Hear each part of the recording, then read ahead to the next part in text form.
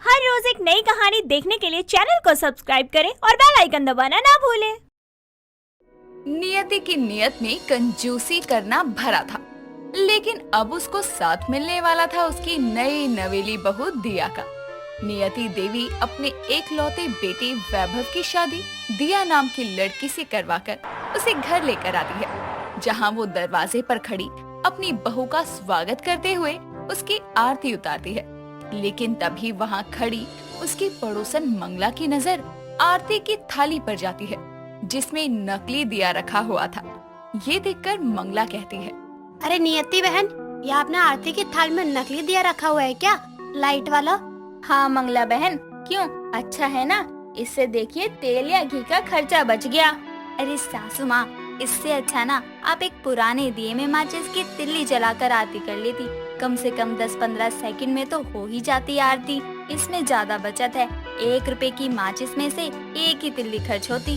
दिया और नियति की बात सुनकर मंगला बेचारी अपने सर को पकड़कर मन में कहती है, हे भगवान, ये नियति बहन कम कंजूस थी क्या, जब इनकी बहू भी कंजूस मिली है। मुझे तो लगता है कंजूसी में अपनी सास की भी मां निकलेगी। इसके बाद नियति चावलों से भरा कलश दरवाजे पर रखती है, जिसके बाद जैसे ही कलश को गिराकर दिया घर में आती है, तो घर में आते ही वो और नियति गिरे हुए चावल वापस लोटे में डालना शुरू कर देते हैं। और ये सब होता देखकर नियति हंसते हुए कहती है, अरे वाह बहू, हम दोनों ही देख चावलों की बर्बादी रोकने के लिए उसको भरने के लिए बैठ गई। और नहीं तो क्या माँ जी, अब इतने चावलों में तो एक टाइम का खाना हो जाए हम तीनों का, तो बर्बादी थोड़ी करनी है। आप हटिए, मैं भरती हूँ। दोनों सास बहू की कंजूसी देखकर वैभव खुद से कहता है, मेरी माँ कम कंजूस थी क्या, जो ये बहू भी अपने जैसी ले आई। अब तो भगवान ही जाने कि आगे इन दोनों का क्या होगा। अब बेचारा वैभव अपनी कंजूस पत्नी को कमरे में लेकर जाता है, जहाँ दूध का ग्लास पहले से रखा था। ये देखकर वैभव बोलता है, अरे यार, माँ को अच्छे से पता है मैं ये दूध नहीं पीता, फिर भी कमरे में रख के चली गई।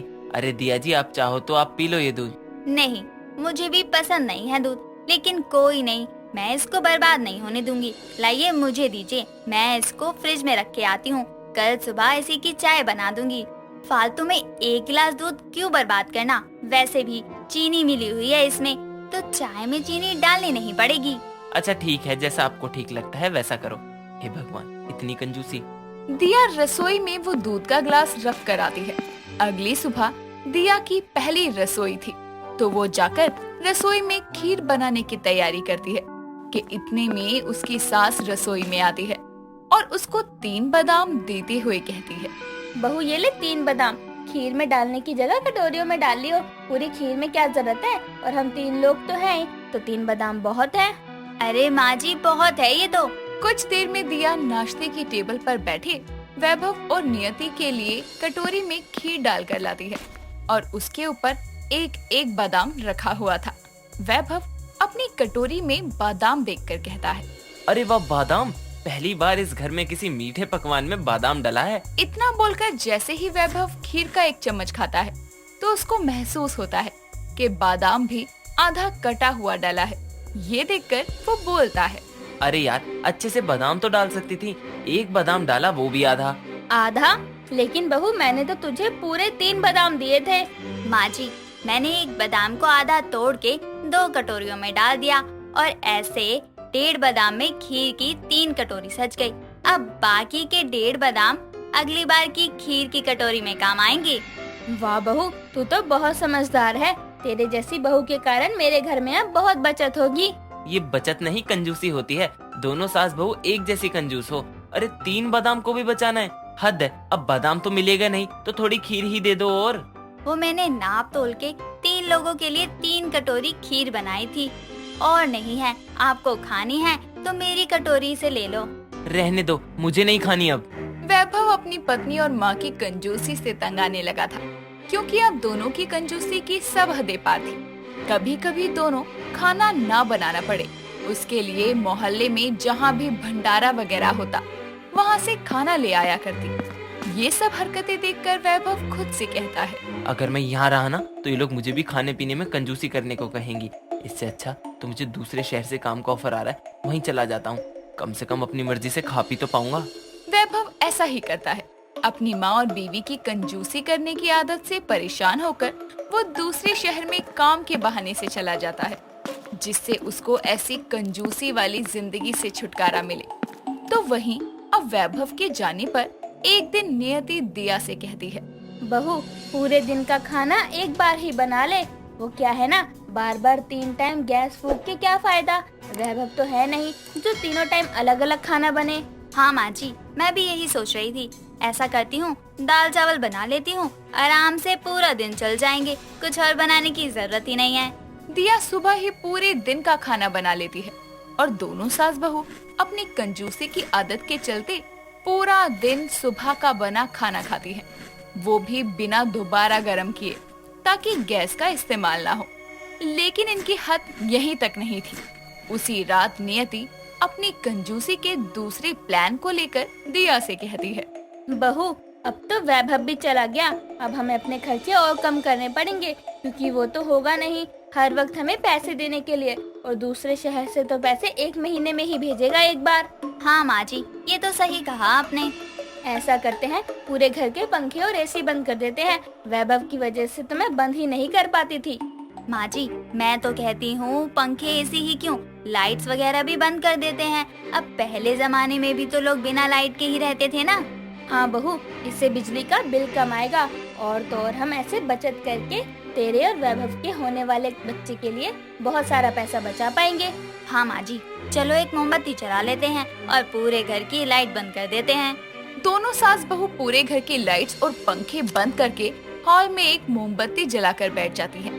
लेकिन अब उनकी लाइट बजाने की कंजूसी उन पर भारी पड़ने वाली थी, क्योंकि उसी रात उनके मोहल्ले से गुजरने वाला एक चोर नियति के घर की सारी लाइट्स ऑफ देखकर कहता है, लगता है इस घर में कोई नहीं है। ये तो मौज हो गई, इतने बड़े घर से कुछ तो सामान मिल ही जाएगा। ये देखकर चोर घर में घुस जाता है, और जैसे ही वो घर में घुसता है तो हॉल में मोमबत्ती की रोशनी में बैठी 2 औरतों को देखकर चिल्लाते हुए कहता है, भूत भूत, दो भूत। माँ जी चोर, माँ जी हमारे घर में चोर, पकड़ो।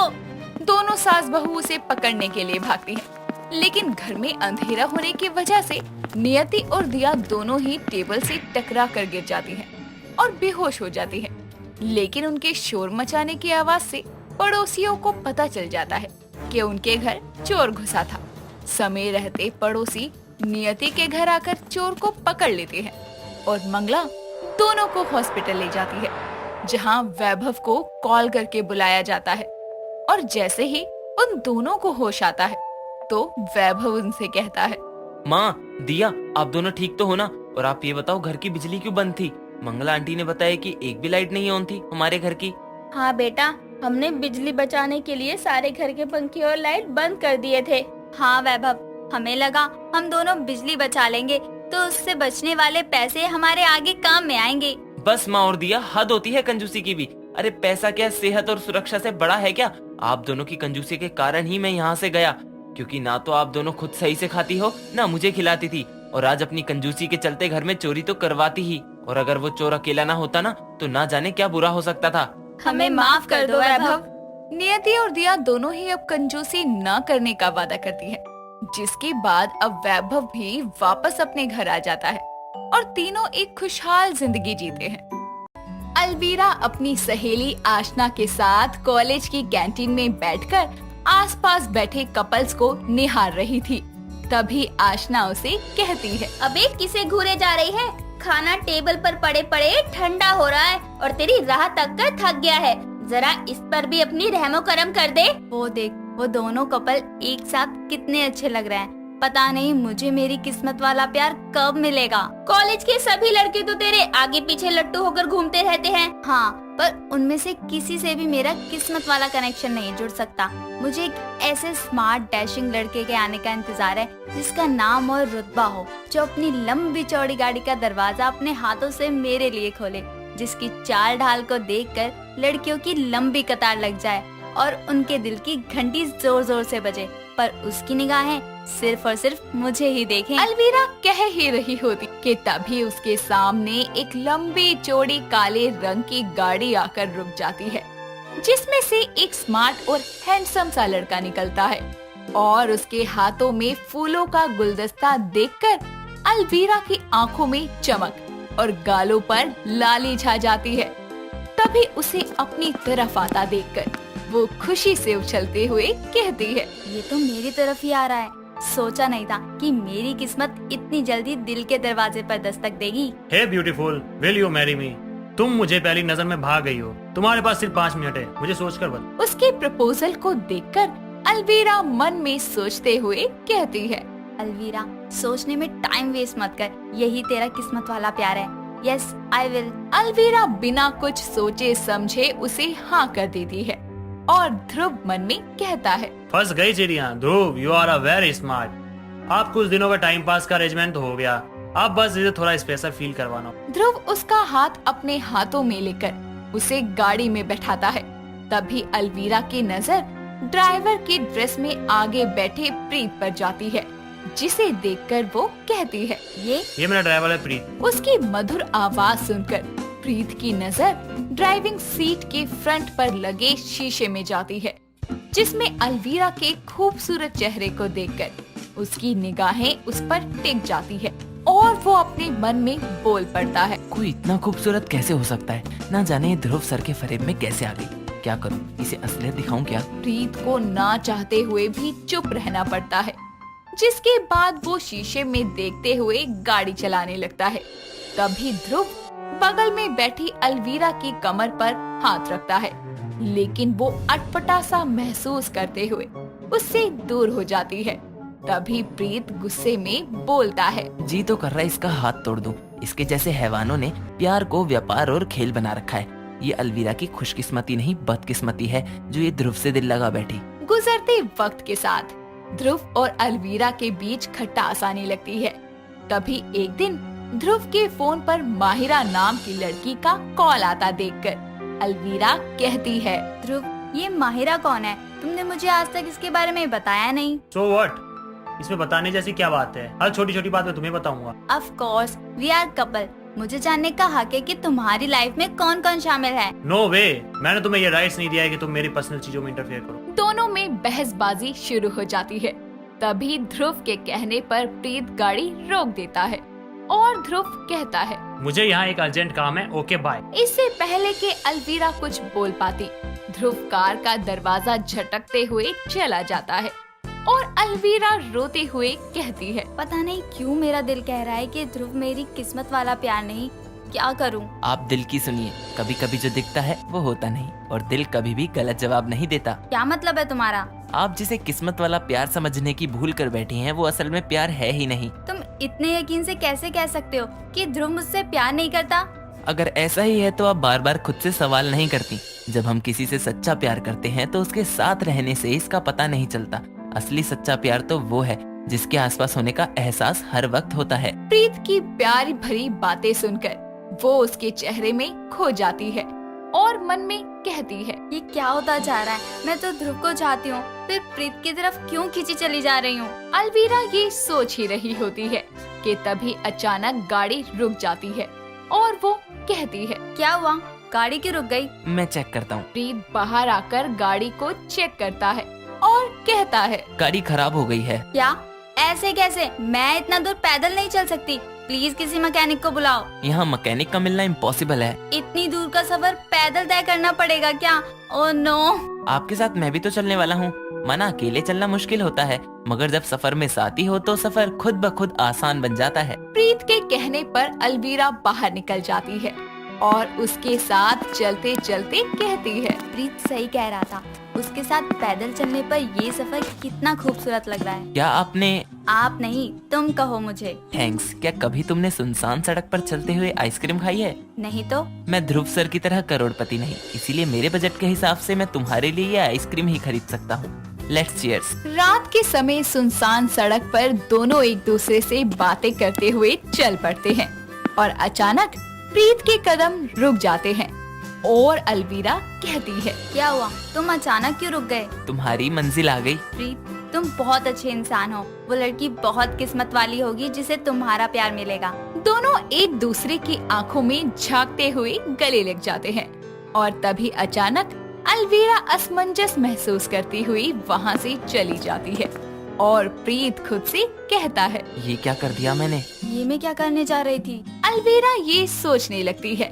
तभी उसके फोन पर आशना का कॉल आता है और वो कहती है, आशना, मेरे साथ अजीबोगरीब किस्सा हो रहा है। अलवीरा बिना रुके आशना को अपनी फीलिंग्स बताती है और आशना कहती है, अलवीरा तू ध्रुव से नहीं प्रीत से प्यार करती है, पर तू इस बात को एक्सेप्ट नहीं कर पा रही।